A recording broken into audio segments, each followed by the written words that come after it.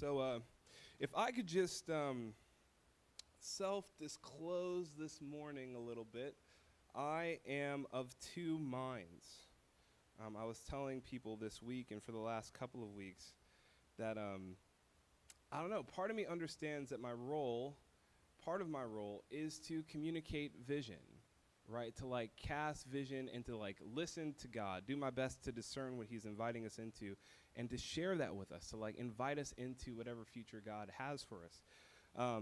And I want to do that. I want to give a rousing word and spur us to action and to move in space and time, to see heaven and earth move in our space and time. I want to do that.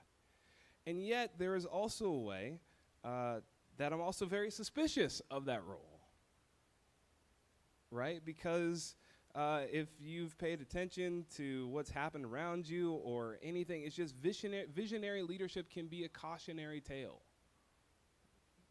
Right? And if we have a big vision, is that arrogance? Is that narcissism to have a big vision? And is it arrogance to believe that you can pull it off? Is it narcissism to believe that you can? And the temptation for me this morning is to be gun shy. And yet without vision, where are we? The people perish, the Bible says. And so I apologize if those two things show themselves this morning. You know, part of what we have to do is we have to, these core Sundays, it's about responding, each of us having discerned, having listened to the voice of God, resolving in our hearts what we will give for the year. Not out of compulsion or guilt, but prayerful discernment and obedience. And our commitment to you is that we will take you at your word. And we will not twist your arm, and we will not keep asking you to give. That's our commitment to you. We don't talk about it often. We don't talk about money often. This is our one time to do that. And part of what we're even doing, and my own language betrays me, is that we're trying to even shift the way that we go about talking about money. Because, traditionally the way that we've done this is, you give for the year, and then we come back in another year and we say, okay, well, what are you giving this year? Right, and it's a pledge. It's a constant pledge that we're always re-upping, and there's something beautiful about that. I like it, but if you look at maybe any other nonprofit, any other cause that you give to, that's not how it works, right? Like you don't every year look at International Justice Mission and say, okay, now I'm pledging again this year for this amount. You just keep giving, right? So there's a way that we're trying to work through that as an organization. That yes, for those of you who have not started giving, please do give. And for those of you who are giving, this is an invitation to increase. But we're still figuring out how we want to deal with some of that stuff. So part of me, part of churches that I've been to. I've been a part of churches where it seems like money is always the topic of conversation. And maybe you've experienced this. Churches where there's the tithes, and then there's offerings. And the offerings begin after you've already given your tithes. And then there's the special missions offerings. And then there's the special Easter offering. And then there's the Jesus birthday Christmas offering. And on top of that, every year there's like this one church I was a part of had a self-denial offering. And so at the beginning of the year, you were given a box to put, you were supposed to like pick something for the year. And instead of indulging or engaging in that thing for the entire year, you would set aside that money in this box. So on top of all the other giving they asked you to do, you were supposed to be setting aside money throughout the entire year to put in this box so that you could give at the end of the year to that. And then when that didn't work, they would bring in convention speakers and bring in more people to talk about how you need to be generous and give. And it felt like you were always being asked to give, and you were never quite sure what you were giving to. You're just wondering, why is this happening? And so this is our commitment to you, that we will take you at your word. That, that Jesus, let's be clear about this, that Jesus was in no way shy in talking about money. He had no problem talking about it, not shy about it at all. And I think that's important, but while that is an important part of your spiritual formation, maybe even one that's, I don't want to say one of the more important, but maybe as we consider our culture of materialism and consumerism and radical individualism, we have to keep coming back and talking about money and challenging ourselves to give, to be generous, to ask ourselves, what does it mean to be generous now? And I think that's important, but it's not the only piece of your discipleship. We should be able to look at one another and say, count me in for this amount, and to just leave it at that. And so at the end of today, we will commit to something. We will commit. But this morning, I just want to say a word for us, a word to us. And I apologize. I don't think it's brief. And so, I don't know, stretch, check the sports games. Super Bowl's next week. There's that. But you know, in the spring of 2003, the Joint Special Operations Task Force entered Iraq with the intention of unseating Saddam Hussein, but quickly found themselves facing a very different kind of enemy. This group was formed after a failed hostage rescue in 1980, and this task force combined the best special operations units of America's military into one single organization. 40 years of experience and accomplishments underneath one roof. But by the fall, the fight was as bloody as it was confusing. On paper, they looked like the finest special operations fighting unit one could muster. They were large, they were well-trained, they were superbly equipped with the best communication technology money could buy. They had firepower, armored vehicles, cutting-edge surveillance. They were disciplined, and not just disciplined, they were hungry. And on paper, it looked obvious, but time and time again, they found themselves being bested by an enemy that on paper they should have dominated. Whereas they were large and well-trained, their enemy had to recruit locals and smuggle in foreign fighters. In contrast to their communication technology, their enemy was dependent on face-to-face meetings and letters. They didn't have the resources that they had. And so they had to ask themselves, if we are the best of the best, why are such attacks not disappearing, but in fact increasing underneath our watch?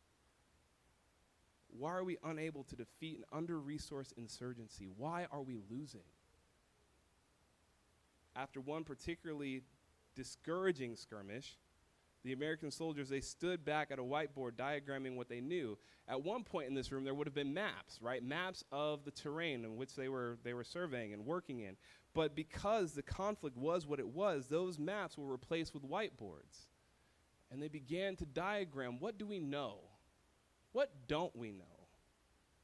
What could we suspect? And they didn't just draw things, but they drew the relationship between those things, looking for a pattern or a structure to make sense of it.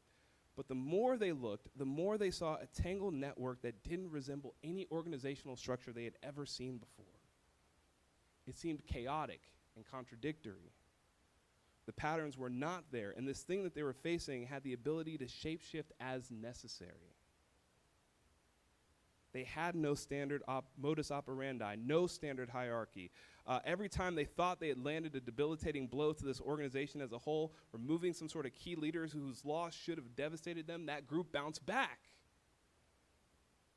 You took out a number 3 in the organization only to find out the entire network consisted of number 3s. There should have been anarchy, and yet there wasn't.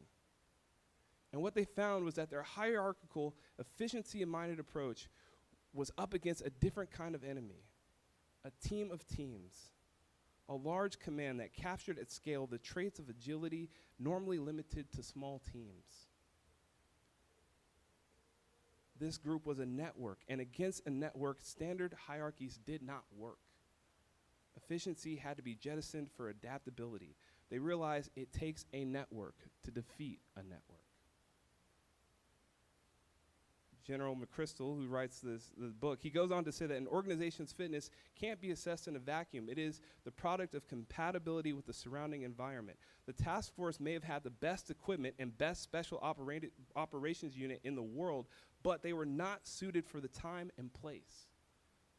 Their enemy was successful because the environment allowed them to be. And while that is written for organizations, I can't help but wonder about the church. And at the risk of glorifying war and violence and playing to familiar tropes, I can't help but to think about the spiritual war we are engaged in. the powers and principalities we rage against.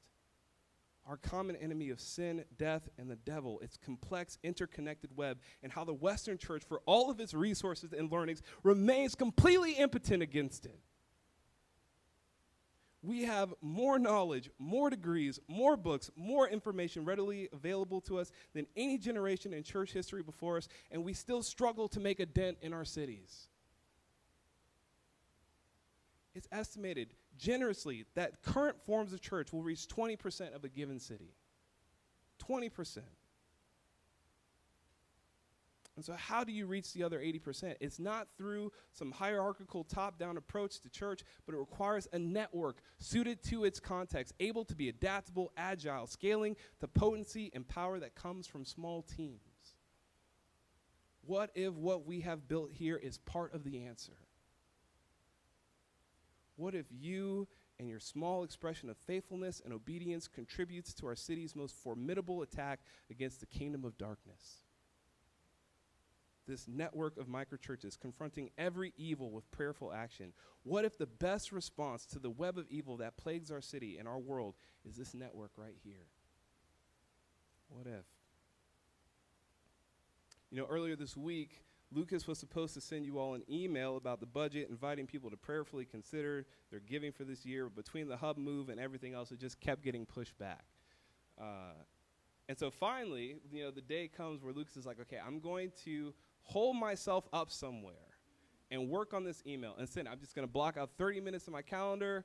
I'm going to work on this. It's going to happen. He goes to Starbucks, and he's there, and he's like got his space. He's sitting next to the window. And as he's sitting in the window, he's telling me the story. There's a guy on the other side of the glass who is with a bike. He's sitting there. I guess he just went to Starbucks. He's sitting outside, enjoying himself. And out of nowhere, some guy walks up, clocks him, takes his bike, and runs off, like goes off on his bike. And so the guy, of course, he's like, what the? So he has this bag of things. It's glass. There's glass in the bag. And so he like throws it at the guy as he's trying to like get away on his bike.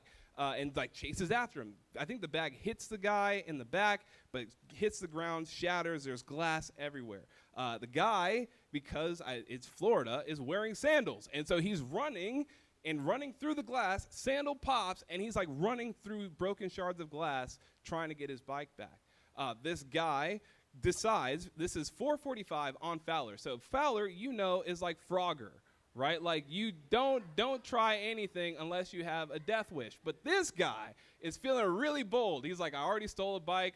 What can I do? I'm on top of the world. So he decides, I'm going to cross Fowler at 4:45, 5 o'clock traffic, as this guy is chasing him down. And so he makes it, he somehow, by the grace of God, does not get hit by a car, but ends up getting away on the bike.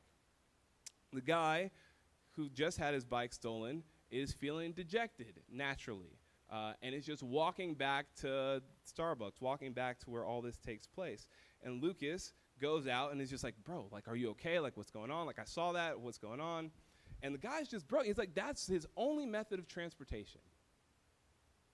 Now he can't go to work. He's got to call out of work. He can't do what he was planning on doing. And he's just visibly distraught. And so Lucas, searching for solutions, just thinks, well, I know some folks with some bikes. And so how about you come with me? And we go to the mall, and we'll go to Well Built. And, you know, and so he takes him to Well Built, and he's showing him around. And he's like, yeah, just, you know, pick out something. Like, what bikes do you like? What are you kind of looking for? And, like, you know, Lucas kind of hatches a plan in his mind that he's going to get this guy a bike. Like, he's going to come around this guy, and he's going to get him a new bike. And so he's with this guy. They're in Well Built. And, of course, you know, the employees are there. Chris Scotto's there. Chris is seeing what Lucas is doing. And it's like, oh, I see what he's doing here. I'm going to come around you, actually. So this is what we're going to do. We're going to throw in a lock. I'm going to throw in 6 months of bike repair. Like, he's trying to, like, come alongside this whole, plan. And so the guy is just blown away by this. Like, who are you people? Like, what is happening here? And so, whatever, he gets the bike. But, you know, his feet are pretty messed up, obviously, because he just ran through shards of broken glass with pretty much bare feet. And so he's like, bro, this is getting really bad. You need a hospital. Well, I know some folks who have a clinic not too far from here. And so let's go to the clinic. But it's 5 o'clock, so the Rachels have left. Nobody's actually in the clinic. Lucas is on the phone with the Rachels, asking them, where do you find bandages in this place? And so he's like trying to do all this. He's like patching up this guy. And he's like, what is this? Like, who are you people? Like, this bike and this clinic, I don't understand. And so because his feet are just so messed up, he can't actually ride his bike home. Lucas is like, well, I'll give you a ride home. It's fine. And he tells Lucas where he lives, and Lucas is like, that sounds very familiar, but I don't quite know why. Why does that sound familiar? And he starts driving this guy home.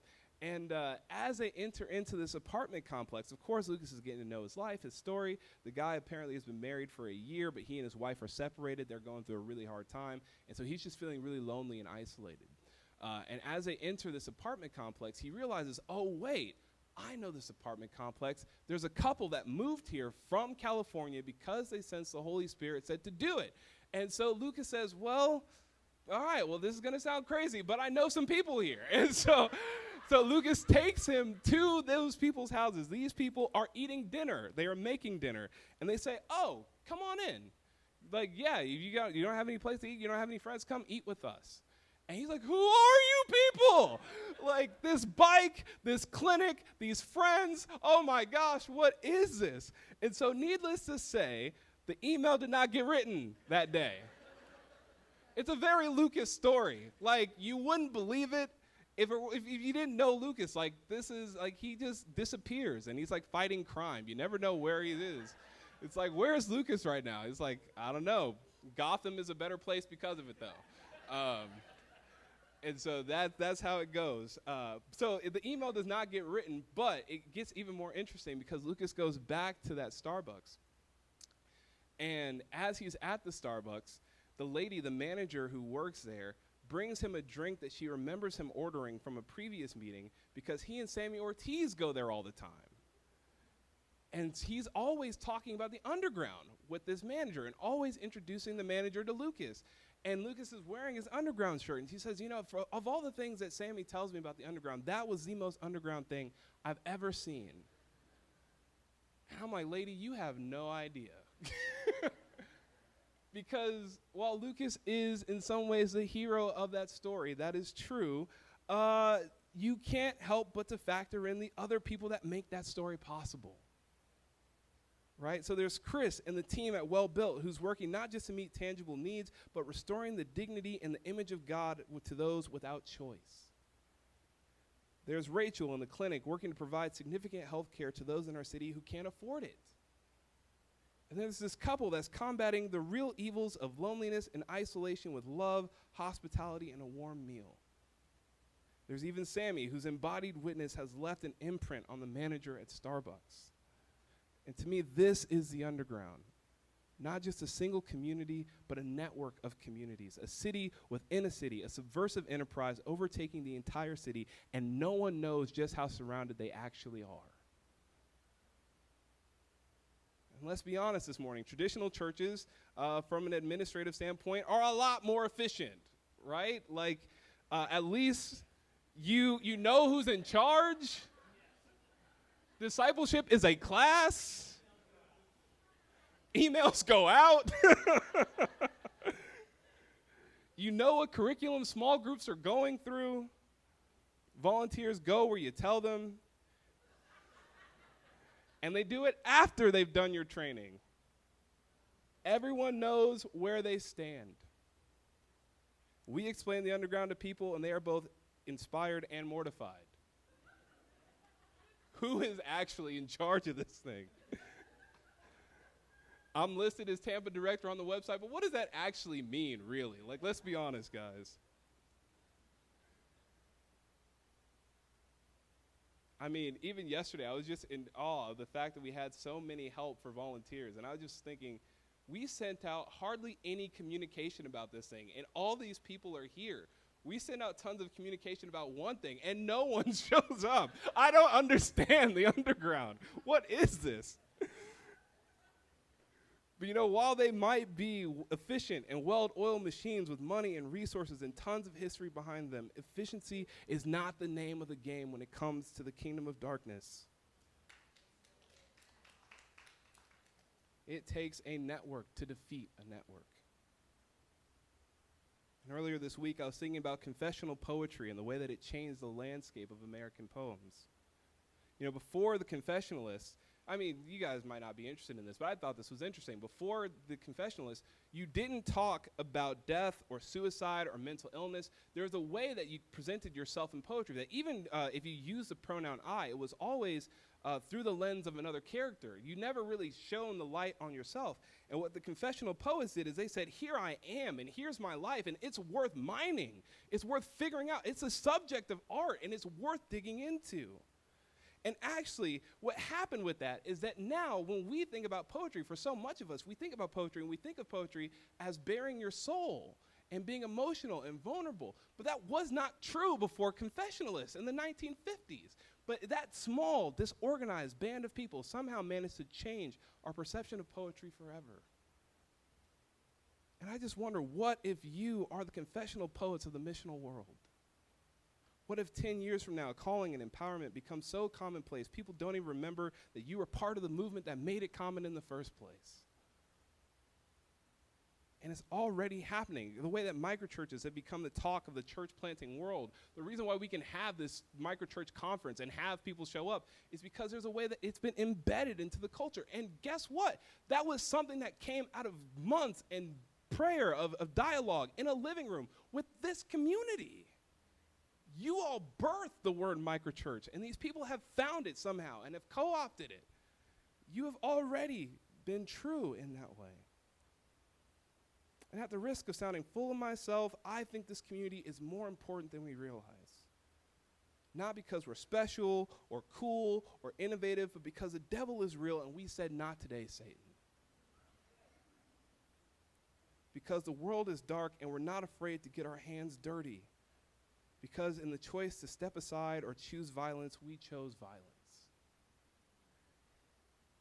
That is a Game of Thrones reference. No, I do not watch Game of Thrones. We can talk about that some other time. I can be hip sometimes.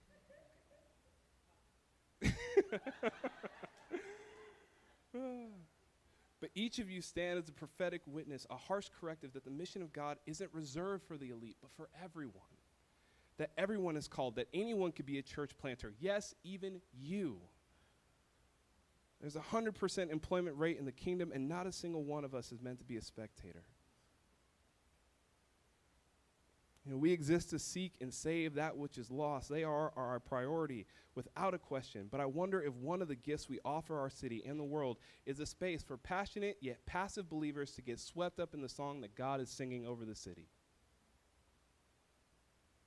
Ultimately, I believe we are important because we are this community of burning hands and ready hearts, open to surrender, ready to receive our summons, eager to put them to the plow. That is who we are. And because I love you and I believe in the work of God through your communities and this network, hear me when I say that our work is not finished. There are still stones to be overturned, pockets of darkness desperate for light, captives still trapped in caves, and fights waiting to be picked. You know, earlier Bree mentioned our daughter. Our daughter is wild. That is true. And part of what I love about her is that she is not afraid of squat.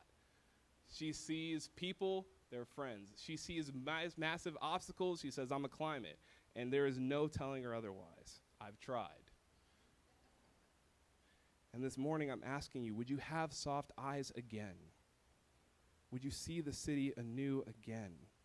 Would you see what's in your hands and ask Jesus what he would have you do with what you've been given again? You know, last week we talked about burning hearts and a preoccupation with Jesus. What I love most about this passage is that you get the sense that Paul is grasping for something and he can't quite put his finger on it.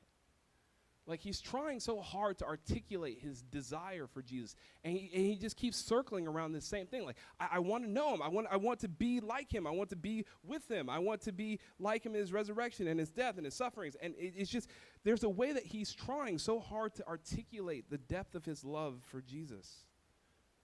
And there's this tension in this passage that while he has lost all things for the sake of knowing Christ, there's still a sense in which Paul wants to know Jesus. He has him and yet hopes to gain him. And it's that combination of desire and the sense that he hasn't quite gotten it that pushes him forward. Paul isn't content with how much he has. He wants more of Jesus, wants to be totally saturated by, completely inundated with, entirely submerged into his presence. To not just know him philosophically or conceptually, but to experience him on a deeper level. And he will do whatever he can, cast off whatever he needs to in order to get it. And do we want that this morning? Do we want to burn for Jesus? Do you want him more today than you did yesterday? Do you want to know him more today than when you first said yes to him? Not just to know more about him, but to know him. Paul is chasing after Jesus, and as we have prayed and asked God, what's the word for our community this year, all I keep hearing deep down in the pit of my soul is, it's time to run. Let's run.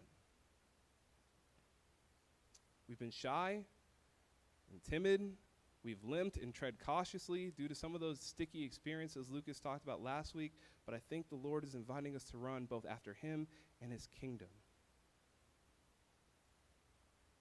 And this is the reality that Jesus says that the harvest is plentiful, the workers are few. Pray to the Lord of the harvest to send workers into his harvest field, and then he turns around and he sends his disciples to go collect that harvest. There is a combination of God's favor and human effort. We pray and recognize that God is ultimately in authority in all situations, but we have a part to play, don't we? How many times have we sat by waiting for someone to do something, to start something that meets some particular need in our city, only to realize that no one is going to do it, that we are the person that we are waiting on? That it is us, by nature of us, being there and being the one who sees the issue. We ask God, why doesn't he do something about it? And he flips the question back on us. And if burning hearts is about passion, about placing Jesus in the rightful place of the throne of our hearts, desiring to see him made famous in the world, ready hands is our response. It's Isaiah 6, witnessing the glory of God, being exposed to his grandeur, and from that place, being willing to be used and sent by him. It's to say, like the apostles, silver or gold I might not have, but whatever I do have, I give to you. Whatever we have at our disposal, even the little silver or gold that we do have, we give it to you, God. Lives, times, wallets, everything is a blank check before him, because we know that whatever he would do with it is way more than we could have done with it in the first place. It all belongs to him anyway. You know, I've been singing the praises of Young Life to anybody who will listen, because I just think what they do is so fascinating. So I met with a number of their leaders, I think last semester, just because I don't understand Young Life. I didn't come to faith through Young Life. I haven't really experienced it. So whenever they talk to me, it just sounds like a whole nother language. So when I tried to sit down with them to understand it, and part of what they do is, I'm just convinced they are just the special ops of the high school world. Like, they are, any way that they can get into a high school, they will do it, any school. So I find this so fascinating. They don't just go to a high school and say, hi, I'm so-and-so from Young Life, and I want to start a club here, I want to meet students. They'll say, okay, how can we serve you, actually? And so can we just volunteer in the lunchroom? And that's what they'll do. They'll clean up trash after high school students. And they'll, in the process, begin to talk to high school students. And they'll just be there and just kind of hang out with them and get to know them. They'll get to know a name. And from that chance encounter at the lunchroom, they'll say, oh, you're on the sports team. Okay. And then they'll go to their sports game. And they'll wait for them until they finish. And then they'll come up to them afterwards and be like, hey, man, great job. And this kid's like, who are you? And why do you keep following me everywhere? Don't you have friends of your own? And they're like, yes, we do. But we're committed to you. And so they do this. They will volunteer for their sports teams. They'll get into the lunchrooms. And then COVID happens. And all of a sudden, a bunch of schools are locked down. They're not letting in volunteers. And so that's a problem if you're trying to meet students on campus, you can imagine. But what they notice is, as this is happening, there is a shortage of substitute teachers in the county. And so they look at each other and say, well, you know what this means, right? We're becoming substitute teachers. And so that's what they do. They become substitute teachers to meet students, because that's how committed they are to seeing each of those kids have a chance to respond to the gospel. And I just think, amen. Amen.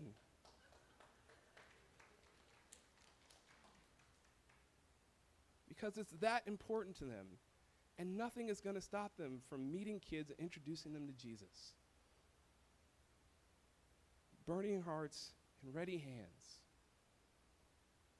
And there's a way that this has been true of us, and yet it's also who we're called to be. People whose eyes are fixed on the author and perfecter of our faith, feet running the race marked out to us. Heart for the city, mind on the kingdom, hands to the plow, both feet running towards the future. And last year, we celebrated and affirmed a lot, and there's a way that positivity was the name of the game. I mean, coming out of 2020, we just had to remind ourselves that we belong to one another, right? Like in a society that was isolated and became polarized even more so, we had to remember that we were not each other's enemies. But there's a time for celebration, and there's a time for work. And the danger of living in celebration is that you get so caught up in celebrating past accomplishments, you stop accomplishing new things. You stop taking new ground. And so there is a balance. You never celebrate and you die from exhaustion. You forget the faithfulness of God. You forget that your primary identity is as his child and you can't earn his love. Celebrate too much and you forget that there's something still worth striving for. And it seems to me, to us, that the time has come to live in the future. And what's the next thing for us? What's the next mountain to climb, the next summit? You know, last year we hired Sam to do campus ministry at the University of South Florida, and since then Bible studies have started. Students are coming to faith. They're embracing the call of God to not just be a student, but a missionary to their campus. And in my heart, I think there's room for more of that. That's only the beginning. I could easily see us doing something like that for other age groups. It's only the beginning. But also, 15 years ago when the Underground started, it was a group of 15 people living in the same pocket of the city, right? Trying to do meaningful ministry to those they felt called to, and there was no guarantee that it was going to work or what would happen. But in the 15 years since, it has grown to be more than just that group, but we have inspired missionaries around the world. And on a local level, we have watched as this group of friends in Central and East Tampa have evolved into core parts of our community, being as far as Lakeland and Brandon and everywhere in between. And what if the next frontier for us as the Underground isn't just to be a singular network, but to be a network of networks, actually? To not just undo the work of the enemy here in this part of town, but to put time, energy, and resources into coming around those of you who are further out there. Hear me carefully when I say this, that this isn't about ego, right? So this is not an ego project of mine. I don't think I am, in and of myself, capable of doing this. But this is about being a faithful steward of what God has given us. And we cannot accomplish this apart from him. And should we move this route and find that it's not his will for us, I have no problem backtracking. But I don't think it's wrong. And in fact, I'm willing to say, I think for some of you in this room, this is actually your next challenge, not to just lead your microchurch, but potentially birth a network of microchurches in your area. But that does require money. You know, occasionally when people ask me about the Underground, they ask how an organization like us is funded, where the money comes from to support this thing. My response is always, good question. I have that exact same one. You know, the reality is that we're a scrappy community. On top of our staff doing their best to raise money like any other missionary would, our staff are hard at work monetizing their services for clients outside of the Underground so they can continue to contribute their services to you for little to no charge. Of course, we have some visionary benefactors who aren't necessarily part of the Underground, but give significantly to make it happen. But the last piece of that is the common purse. It's you. It's each of us pooling our money together to make this thing work. And every year we design a budget that's some combination of faith and reality, and we land on a number for the year. And in the past, when you've applied for grants, we've always said something along the lines of, well, this is what we can give you, assuming that we get the amount of money that we're hoping to raise. If we get more than that, we can give more away. If we get less than that, we'll give less. We have to, by necessity.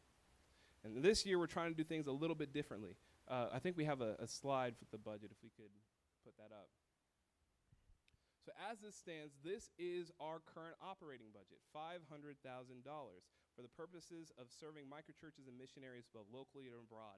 And honestly, this is a lean budget, a very lean budget. We've cut a lot to make this work. And so this is what we're currently running.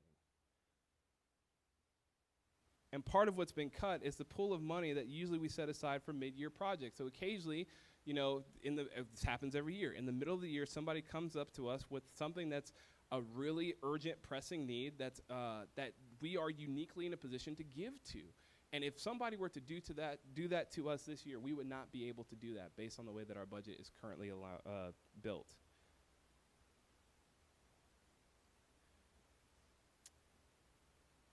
Personally, I would love to see us raise more than this, not because I want to make more money, but because I want to give more of it away. And if we hire more staff, hire more people to serve you.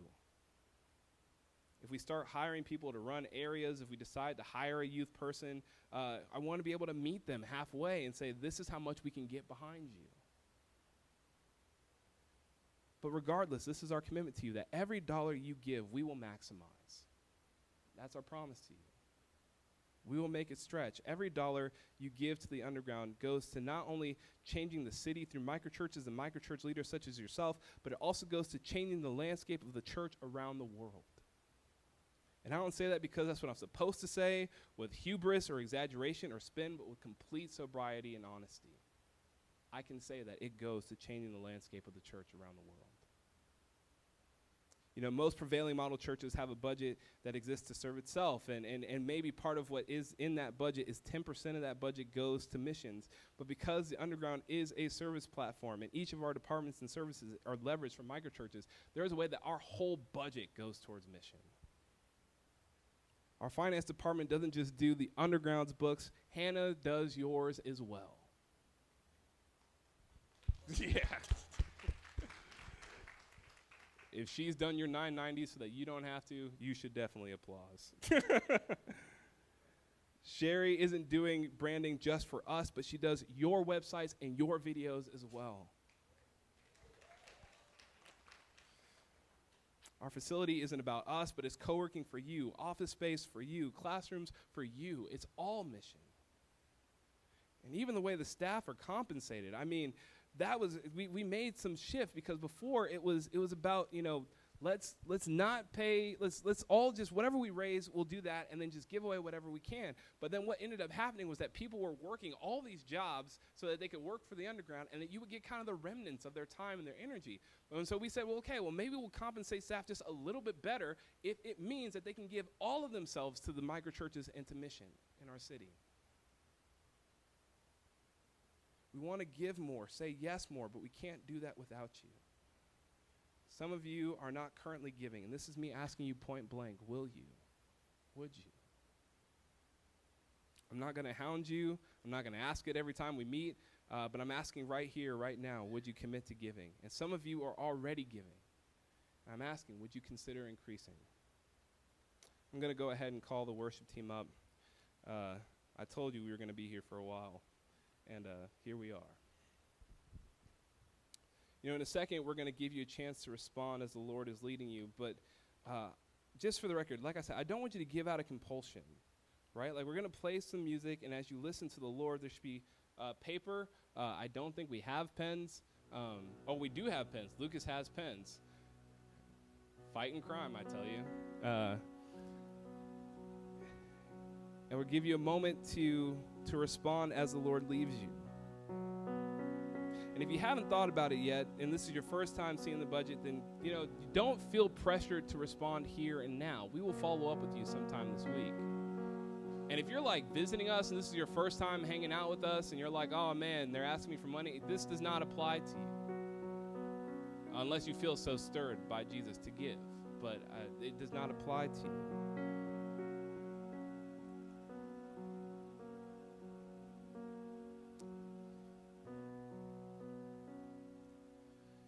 Back in 2012, legendary game developer Chris Roberts announced that he was going to return to duty after a 10-year hiatus.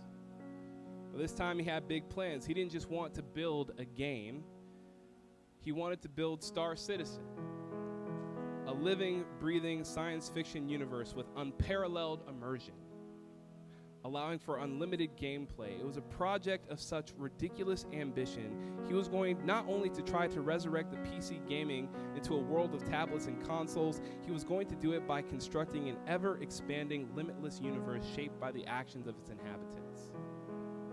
If a player found a jump point in to a new system, that place would be named after that player. Players could design their own ships and potentially sell them to other players. Each player would be the master of their own destiny. And when he first started dreaming of this project, he tried to get traditional publishers and venture capitalists to back the project, but there wasn't enough interest. It was the age of Candy Crush and Angry Birds. Nobody was interested in a computer-based space sim. Well, that year, Roberts, he got a prime speaking slot at a game developers conference in Austin, where he announced this comeback project, sharing his vision, showing prototypes, walking them through worlds. He was obviously a fan, the biggest fan of this project.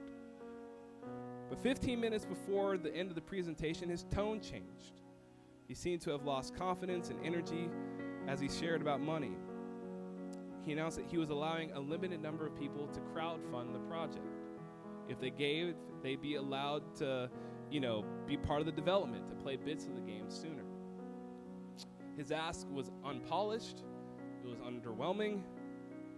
He kind of said something along the lines of, if this is something you're interested in, you can go to this website. So that's it. That's my pitch. I'm not really good at these pitch things. That was pretty much his ask. But right before he left the stage, he was handed a note. The site was having millions of hits and was actually overloaded. They launched a Kickstarter with a goal of $500,000, and in a day, they were a third of the way there. He sent a thank you note saying, the more we raise, the more content we can pack in from the outset, and the louder message we send to the world that space sims are very much alive. This wasn't just about pre-orders for the game, it was down payments on an expanded vision. The more you pledged, the better ship you would have waiting in your hangar when the game was released. And so interest kept surging, and so did the money. And with it, the more interactive and dynamic the universe became. And fans began to generate content, which wasn't unusual for fans to create fan fiction. But it was unusual for a game that hadn't even come out yet. Less than a month, they were at $2 million. By mid-November, they're at 3.5, and you could decorate your cockpit. It's $6 million. It came with a full orchestral score.